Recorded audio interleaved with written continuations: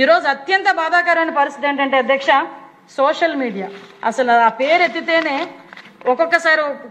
అంటే అది ఎంత మంచికి ఉపయోగించుకోవాలో మంచికి ఉపయోగించుకున్నా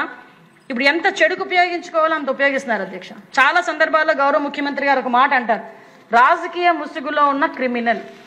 ఎస్, ఒక ఆర్గనైజ్డ్ క్రైమ్ చేయటానికి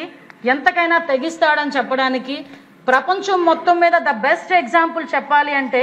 జగన్మోహన్ రెడ్డి పేరు చెప్పొచ్చు. ఎందుకు ఈ మాట చెప్తున్నానంటే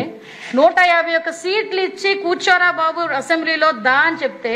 వెకిలి చేష్టలు వేసుకొని అవమానపరిచి సాక్షాత్తు ప్రతిపక్ష నాయకుడిగా ఉన్న అప్పట్లో ప్రతిపక్ష నాయకుడిగా ఉన్న చంద్రబాబు నాయుడు గారిని అవమానించి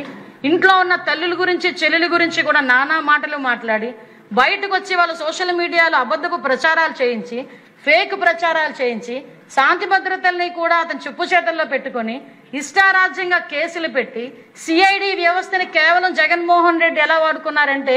చిన్న చిన్న విషయాలకి కూడా సిఐడి వ్యవస్థనే దిగజార్చి ఒక సోషల్ మీడియా పోస్ట్ ఫార్వర్డ్ చేసినందుకు లేకపోతే ఒక పోస్ట్ పెట్టినందుకు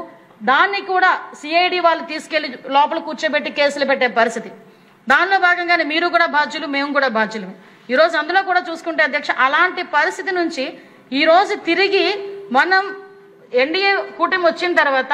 దీన్ని ప్రక్షాళన చేయాలని మనం చూస్తూ ఉంటే రాష్ట్ర అభివృద్ధి పదంలోకి ముందుకు పరిగెట్టాలి అని గౌరవ ముఖ్యమంత్రి గారు పరుగులు పెడతా ఉంటే, ఉప ముఖ్యమంత్రి గారు పరుగులు పెడతా ఉంటే, ఒక పక్క నుంచి పరిశ్రమలు ఎన్ని రావాలి, ఒక పక్క నుంచి ఎన్ని పెట్టుబడులు రావాలి అని 24 గంటలు మనం ప్రయత్నం చేస్తూ ఉంటే, సంక్షేమం అందించాలని ప్రయత్నం చేస్తూ ఉంటే ఈ రాజకీయ ముసుగులో ఉన్న క్రిమినల్ అధ్యక్ష,